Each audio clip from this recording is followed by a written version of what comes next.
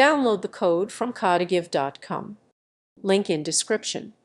To align images and text using HTML and JavaScript, start by structuring your HTML to contain the image and text within a parent container, such as a div.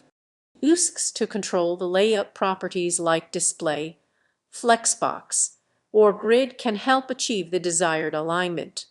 For instance, applying flexbox allows you to align items horizontally or vertically with properties like align items and justify content.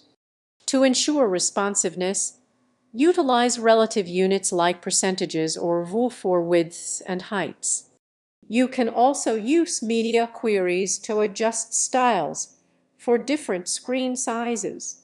If you need dynamic alignment based on user interaction, JavaScript can be employed to modify classes or styles based on events, enhancing flexibility.